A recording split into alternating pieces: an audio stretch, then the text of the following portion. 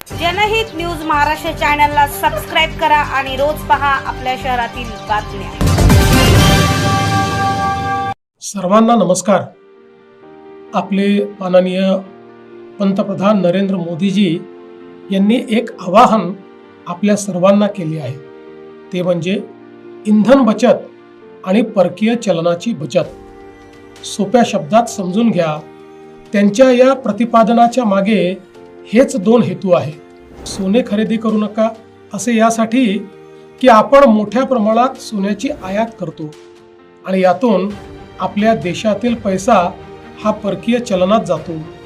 ती स्थिती इंधनाची आपली गरज आपण आयातीतून भागवतो, त्यामुळे तेथेही परकीय चलनात आपला पैसा जातो।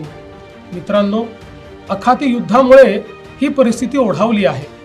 अशा वेळी संपूर्ण देशाने एकसंधपणे उभे राहणे गरजेचे आहे। यावर कुणाला काय राजकारण करायचे ते करू द्या, त्यांना उत्तर देण्यासाठी आपण सर्व समर्थ आहोत। पण आपल्या छोट्या छोट्या बदलातून आपण मोठी देशसेवा करू शकतो, हे तुम्हाला लक्षात घ्यायचे आहे। नवीन वाहन खरेदी करताना शक्यतोवर ई वाहन खरेदी करा। आज अनेक शहरात आपण ई बसेस दिल्या आहेत, अनेक शहरात मेट्रो आहेत। शक्यतेवर सार्वजनिक वाहतुकीचा वापर करा। कार वापरणे आवश्यक असेल तर ती समूहाने वापरा, म्हणजे आपल्या आसपासचे मित्र गोळा करून एकत्र प्रवास करा। आठवड्यातून एक दिवस नो व्हेकल डे पाळण्याचा प्रयत्न करा। कोविडच्या काळात आपण वर्क फ्रॉम होम मध्ये पारंगत झाले आहोत, तेही पर्याय पडताळून बघा।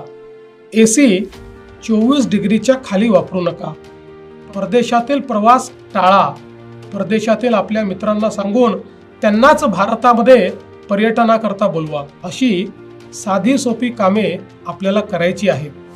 गेल्या 12 वर्षात आपल्या पंतप्रधानांनी देशाला ज्या उंचीवर नेले आहे ते तुम्ही अनुभवता आहात। मला खात्री आहे त्यांच्या याही अभियानाला तुम्ही तितक्याच आपलेपणाने स्वीकाराल आणि त्यांना भक्कम साथ द्याल, कारण यातच भारताचे हित आहे। आम्ही आमच्यापासून सुरुवात केली आहे। मी स्वतः माझा ताफा अर्ध्यावर आणला आहे। मंत्री आणि अधिकाऱ्यांचे विदेश दौरे आम्ही रद्द केले आहेत। सरकार पातळीवर इतरही अनेक निर्णय आम्ही घेत आहोत। असे करताना उद्योग जगत संबंधित घटकांचे हित देखील जपण्यात येईल, त्यांनाही विश्वासात घेऊ।